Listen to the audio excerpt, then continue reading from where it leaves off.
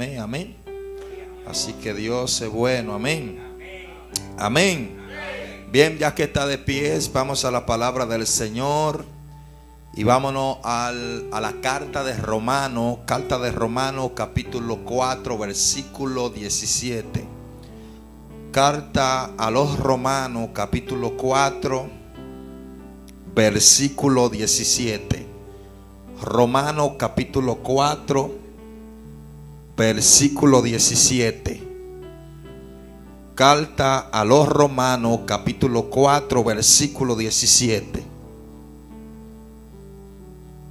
Sí, carta a los Romanos capítulo 4, versículo 17. En el capítulo 4, amén.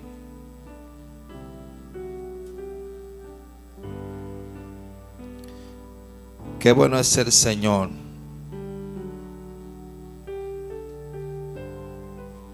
Amén. Por ser palabra de Dios, leeremos en el nombre del Padre, del Hijo y del Espíritu Santo. En el nombre del Padre, del Hijo y del Espíritu Santo. Como esté Cristo, te he puesto por padre de muchas naciones, y lo es delante de Dios, a quien creyó, el cual da vida a lo muerto y llama las cosas que no son como si fuesen. Amén y amén. Padre, te damos gracias, te bendecimos en esta noche, Padre. Gracias, Padre, por tu palabra. Tus palabras son poderosas, son benditas, Dios. Te pido, Dios mío, que de manera especial, Padre, siga hablando este pueblo, Padre, en el nombre poderoso de Jesús. Amén y amén. Siéntese, voy a predicar bajo el tema llamando las cosas que no son como si fuesen. Y cuando estamos hablando de llamando las cosas que no son como si fuesen, estamos hablando acerca del lenguaje de fe. Amén. Acerca del lenguaje de fe. Y la palabra del Señor pues es bien clara cuando habla acerca del lenguaje de fe. En la palabra de Dios vemos personas que cambiaron situaciones negativas, situaciones adversas, y la pudieron cambiar de forma positiva. O Dios pudo cambiar esa situación en forma positiva. La palabra de Dios que nosotros acabamos de tomar, el apóstol Pablo escribe a los romanos, específicamente en el capítulo 4, el apóstol Pablo está enseñando acerca de la ley, pero está hablando de un hombre que no es cualquier hombre. Está hablando de Abraham. Abraham, que se le había dado una promesa de parte del Señor de que iba a ser padre de muchedumbre, que para los hombres era imposible de que Abraham fuese padre de muchedumbre. Número uno, porque Abraham, pues en el momento que se le da la promesa, su esposa Sarai, pues era estéril. Y Dios le habla a Abraham y le dice a Abraham que lo va a hacer padre de muchedumbre.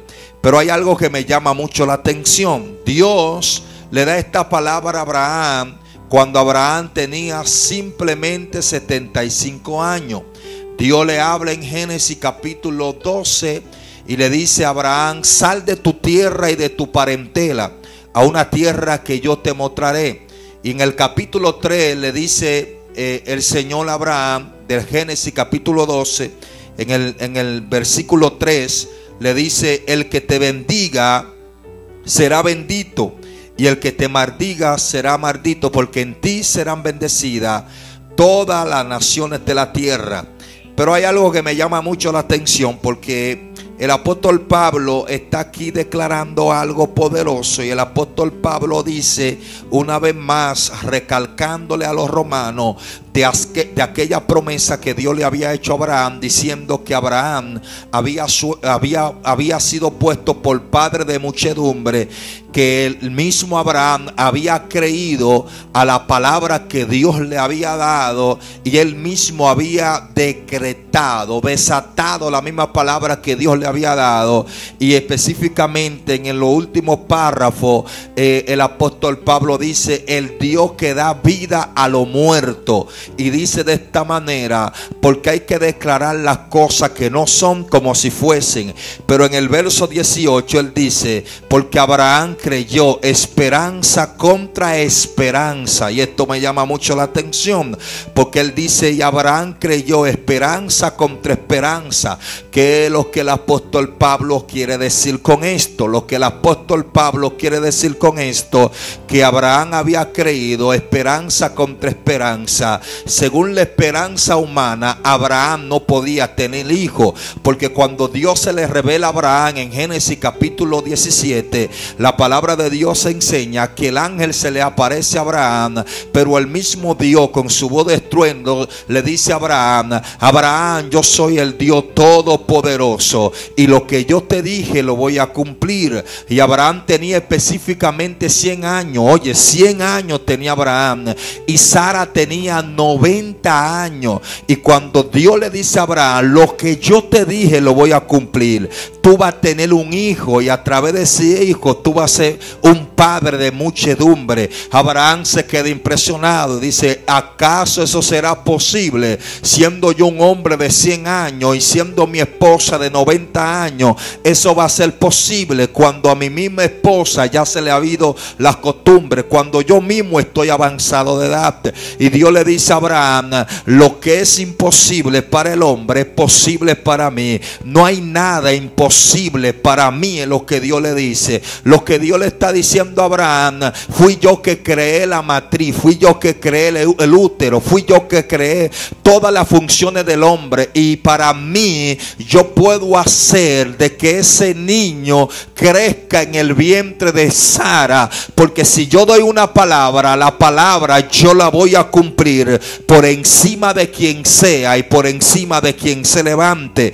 Y esto me llama la atención, porque el apóstol Pablo está diciendo que Abraham creyó, y no solamente que creyó, sino que Abraham decretó esa misma palabra. Por eso la palabra de Dios dice que Dios llama las cosas que no son como si fuesen. Hay alguien que está aquí en esta hora. Dios llama las cosas que no son como si fuesen. Por eso llamar las cosas que no son como si fuesen debe ser el lenguaje de nosotros. Nosotros no podemos tener una vida de victoria cuando tenemos un lenguaje de derrota.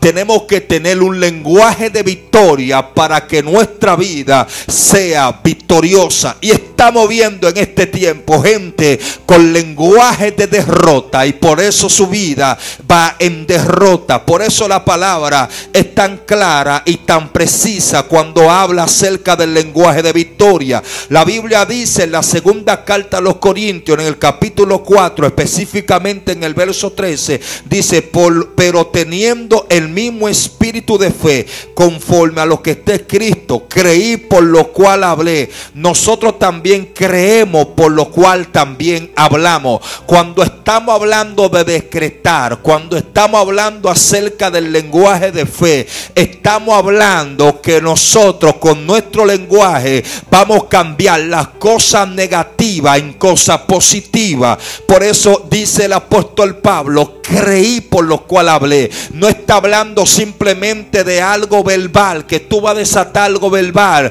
como a muchos le llaman la doctrina de decretar, la doctrina de desatar. No simplemente verbal, sino que tú tienes que creerlo con el corazón, y una vez tú lo creas con el corazón, tú lo vas a desatar, y una vez tú lo desatas, eso se va a convertir en una realidad. Por eso yo no sé cuál es tu situación actuar. Yo no sé cuál es tu situación negativa. Yo no sé cuál es tu situación adversa. En esta noche te estoy diciendo que declare las cosas que no son como si fuesen. Si tú estás enfermo, declárate sana por la palabra. Si tú te sientes desanimada, declárate animado por la palabra o animada por la palabra. Si tú te sientes que no consigue victoria, declárate victorioso por la palabra. Hay alguien que está aquí en esta hora. Hay gente que tiene que declarar el lenguaje de fe. Cuando declaramos ese lenguaje de fe, no hay nada ni nadie que lo pueda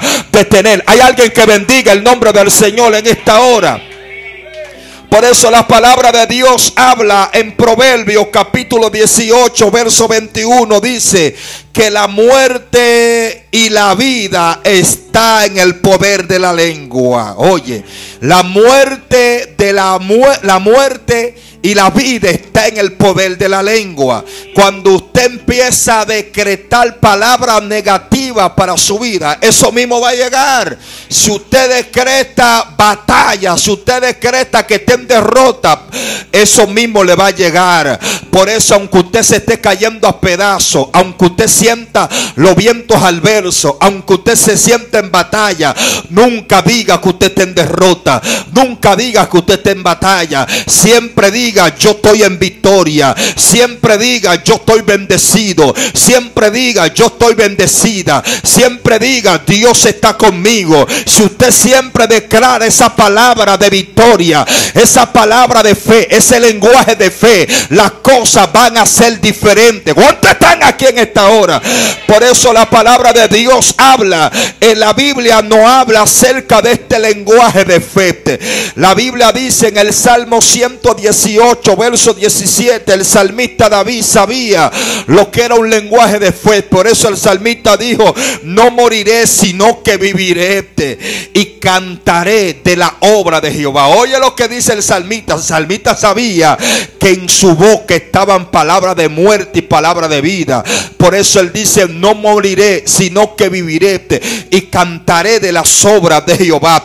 Ahora bien, cuando vemos el escenario, cuando el salmista David estaba frente a Goliat, la palabra de Dios enseña que hubo un cruce de palabras, hubo una batalla de palabras, porque la primera batalla usted la gana aquí en la mente. La primera batalla se gana en la mente. Por eso el salmista David sabía y conocía, era un hombre estratégico. Él sabía que había poder en la palabra. Cuando aquel Goliat desafiaba al pueblo de Israel, el salmista David junto al valle de Soco estaba ahí, y aquel Goliat empezaba a vociferar palabras diciendo: ¿acaso yo soy perro para que venga con palo y piedra contra mí? Y David le dijo esta palabra: el que está conmigo, Jehová de los ejércitos, a quien tú has desafiado, los escuadrones de Jehová, ese Dios que tú has desafiado, él te entregará en mi mano, y yo te cortaré la cabeza y le daré la cabeza a las aves del cielo. Oye lo que el salmista David le decía a Goliat. El salmista David no se intimidó. Él vio que Goliat era un gigante, pero no se intimidó.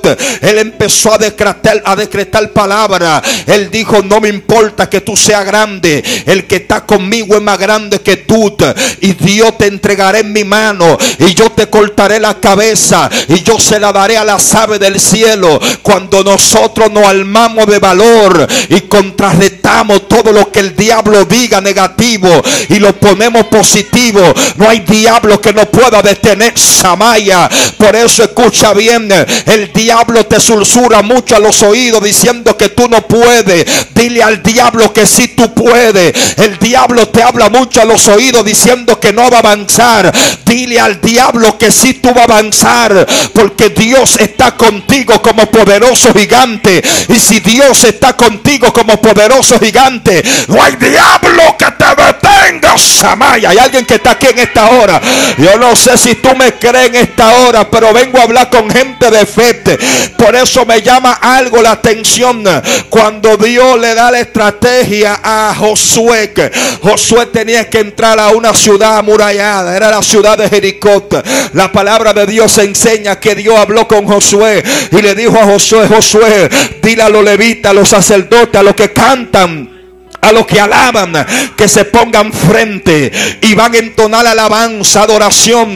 Y cuando ustedes entonen adoración, los muros que están en Jericó van a caer. Y nosotros muchas veces cantamos el coro, y el coro dice: gloria a Dios, los israelitas le dieron 7 vueltas, le dieron 7 vueltas a Jericó, y todos cantaron gloria a Dios, y los muros de Jericó cayeron todos. Por eso cuando usted decreta por la palabra, los muros que le están rodeando, los muros que son imposibles, se van a caer. Cuando el pueblo empezó a clamar, a entonar alabanza a Dios, los muros cayeron.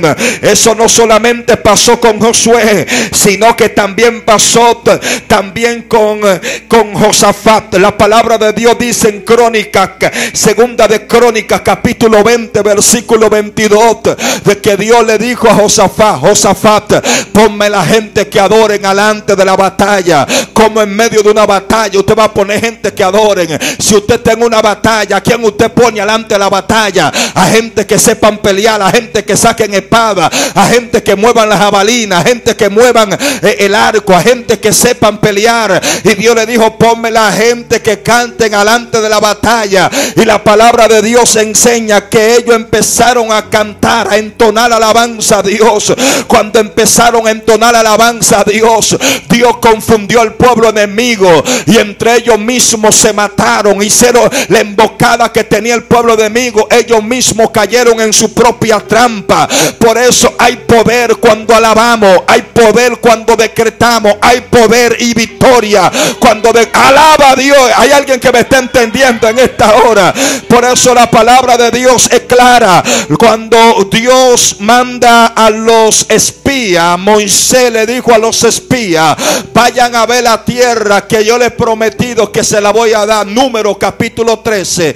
La palabra enseña de que cuando ellos fueron a observar la tierra, los espías, que eran aproximadamente 12 espías, y vieron la tierra, que la tierra era buena, y dice la Biblia que la tierra fluía leche y miel, y que la uva eran gigantes y los frutos eran gigantes, y de que había prosperidad en aquella tierra. Pero algo turbó a los hijos de Israel, a los espías, y es que aquellos espías pudieron ver gigantes. Los hijos de Aná eran gente gigante, eran gente que tenían aproximadamente 16 alturas de pie. Ya usted sabe, eran gente muy gigante, eran gente que eran cinqueños, tenían 6 pies en los, tenían 6 dedos en cada mano y en cada pie, imagínense. Y esa gente, hermano, eran gente de guerra. Y cuando ellos vieron esos gigantes, la palabra de Dios enseña de que los espías llegaron con un mal informe a Moisés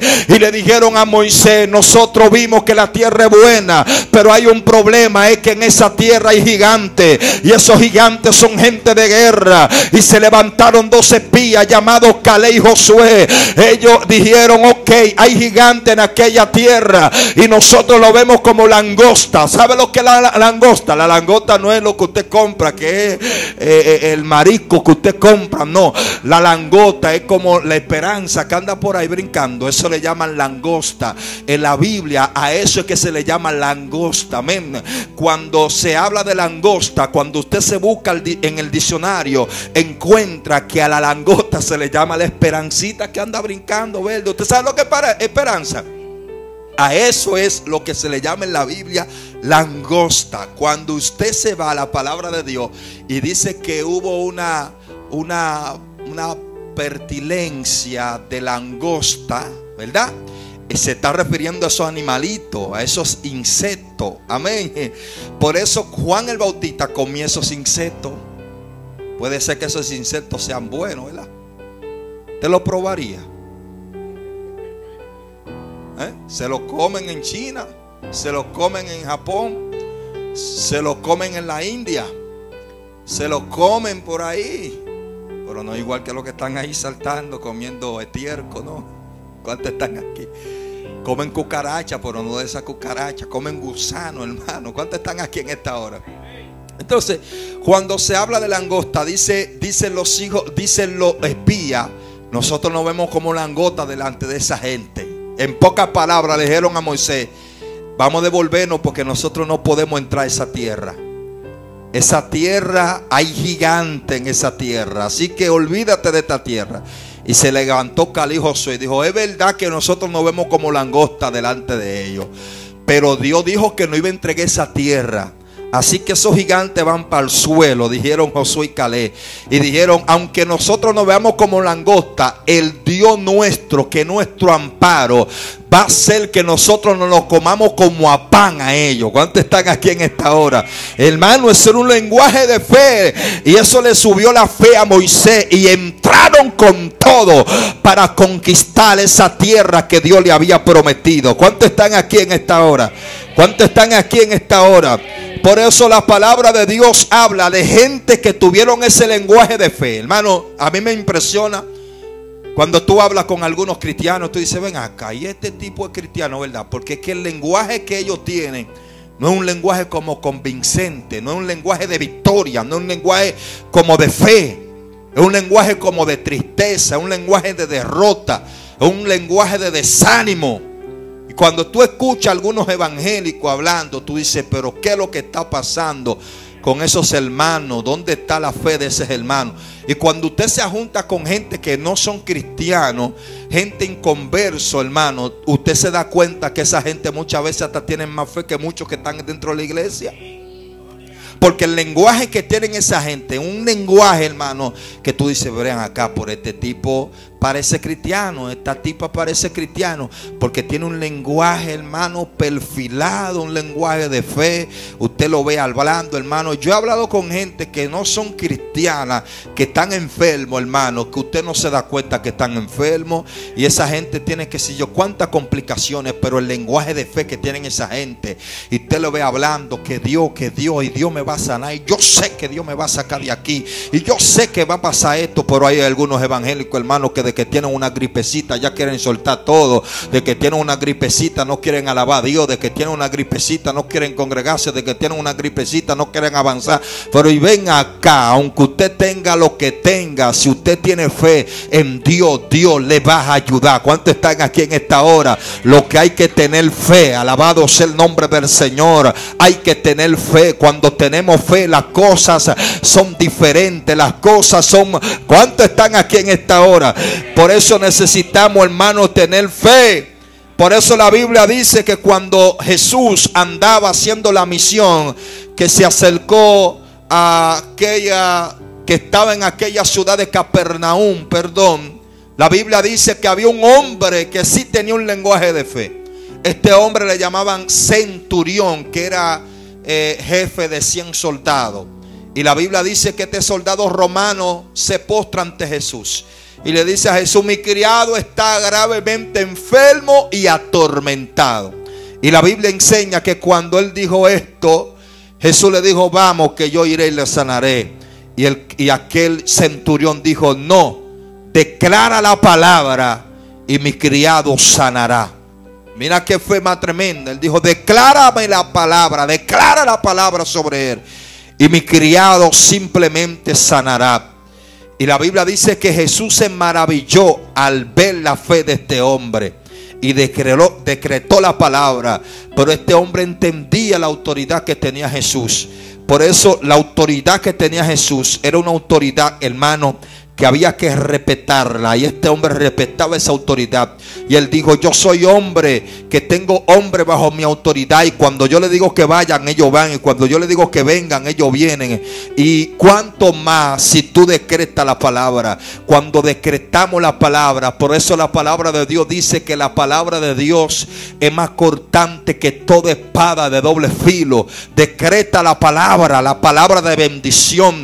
Reprende al diablo. Gloria gloria a Dios. Reprende toda malicia de Satanás. Dile: diablo, fuera, hombre. Malicia para allá, para atrás, fuera. Apatía, fuera. Y usted verá cómo las cosas empiezan a cambiar.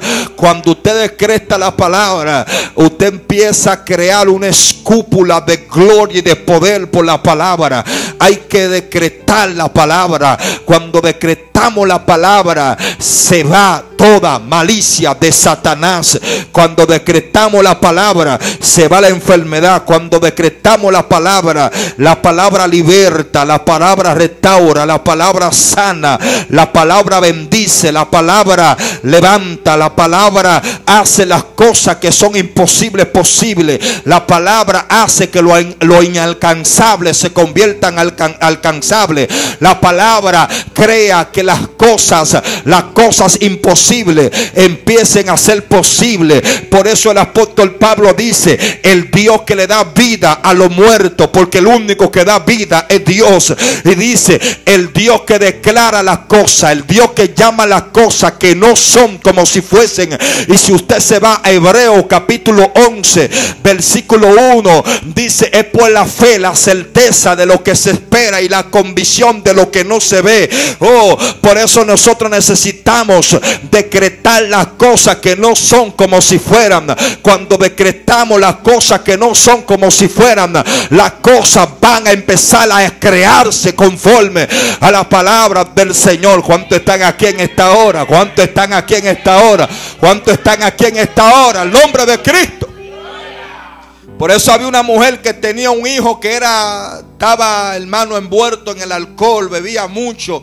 Era un hijo, hermano, que estaba perdido en el alcohol, en la droga, hermano. Y ella decretaba lo que no era como si fuese. Ella le decía: mi hijo no es un drogadicta, mi hijo no es un alcohólico. Ella decretaba, ella decía: mi hijo es un evangelista. Y un día entró un evangelista ya a la casa de la señora. Y cuando entró a la casa de la señora, el evangelista le preguntó a la señora: dígame, ¿y su hijo cómo está? Y ella dijo: mi hijo está bien, mi hijo está en victoria. Ese evangelista anda por ahí, ese profeta, ese evangelista anda predicando la palabra, anda, hermano, ganándose alma para Cristo. El hombre anda predicando. Y el evangelista se quedó mirando a la señora diciendo: pero ¿cómo así? Si yo ese tipo lo que lo escucho es que está metido en droga, que está metido en malos pasos. Y le dijo: pero ¿cómo así? Porque yo vivo escuchando que su hijo está en droga, está en malos pasos. Y la señora le dijo al evangelista: póngase de pie y salga de mi casa, porque no quiero gente negativa aquí. Yo estoy declarando las cosas que no son como si fuesen. Hay alguien que está aquí en esta hora. Hay que declarar las cosas que no son como si fuesen. Si usted está viviendo una situación adversa en su casa, declare las cosas que no son como si fuesen. Alaba a Dios en esta hora. Por eso yo decreto, desato las cosas que no son como si fuesen, hermano. Y no me voy a meter más profundo aquí. Hay que desatar las cosas que no son como si fueran. Alaba a Dios. ¿Cuántos están aquí en esta hora? ¿Cuántos están aquí? Por eso la palabra de Dios nos habla que tengamos ese lenguaje de fe, de victoria. Ese lenguaje, y que creamos en lo que hablamos, en lo que desatamos. Amén. Esa quejadera, esa ñoñería, esa apatía, hay que soltarla. Amén. Y está siempre en victoria. Por eso me gusta estos tres hombres hebreos, estos tres jóvenes hebreos que fueron echados al horno de fuego. Ellos desataron palabra de victoria. Amén. Y por eso Dios les dio la victoria. Porque aunque lo echaron en el horno de fuego, cuando lo presentaron delante del rey, le dijeron: es verdad que ustedes no se postran ante mi estatua. Y ellos dijeron: no postramos ante ella. Usted sabe que hay un edicto: el que no se postra ante la estatua será echado en el horno de fuego. Y ellos le dijeron al rey de turno, le dijeron: ok, es mejor que nos eche, porque nosotros no nos vamos a postrar ante esa estatua. Al único Dios que ellos se postraban era Jehová, Dios de los ejércitos. Esa gente tenía una fe inquebrantable. Esa gente, nada ni nadie lo podía hacer cambiar de que postrarse delante de una estatua. Eran gente, hermano, que sí eran gente valiente, gente sí de fe. Y le dijeron al rey y le dijeron: sepa tú, oh rey, que nosotros no nos vamos a postrar, y aunque usted nos eche en ese horno de fuego, nos libre Dios, nos deje de librar. Con todo eso, Jehová es Jehová. Y agarraron los 3 jóvenes hebreos, hermanos, calentaron el horno de fuego 7 veces de lo acostumbrado. Que cuando agarraron esos jóvenes, lo que tiraron los jóvenes dentro del horno de fuego, el caliente mató a aquellos soldados. Y esos 3 jóvenes estaban dentro del horno de fuego. Y dice la Biblia que había uno parecido al hijo de los hombres, a los hijos de los dioses, que se paseaba en el horno de fuego, juntamente con aquellos 3 jóvenes hebreos llamados Sadrá, Mesá y Abednego, Ananías, Azarías y Misael. Y estaban ahí. Y cuando el rey vio eso, hermano, que vio que esos 3 jóvenes se estaban paseando junto al ángel que estaba adentro, aleluya, el hombre se convirtió. ¿Sabía usted que con nuestro lenguaje la gente va a ser impactado, hermano? Pero si usted es cristiano y se está quejando, ¿qué van a decir la gente que no tienen a Dios? Pero si este cristiano dice que sirve a Dios se está quejando, y yo que no le sirvo a Dios, imagínate, hermano. Por eso, aunque usted se esté cayendo a pedazos, aunque usted, hermano, le esté yendo mal, nunca delante de los impíos dé a demostrar que usted está mal. Amén. Porque si usted está mal, eso es por un propósito. Dios va a hacer algo poderoso, una enseñanza. Dios le quiere dejar con eso. ¿Cuántos están aquí? ¿Cuántos están aquí? ¿Cuántos están aquí? Alguna enseñanza Dios te quiere enseñar con eso. Amén. Así que Dios le bendiga. Dios le bendiga. ¿Cuántos están aquí? ¿Hay alguien que tiene ánimo aquí? Ay, Padre amado. Póngase de pie. Póngase de pie. Ya terminé. Qué bueno es el Señor. Nombre de Cristo.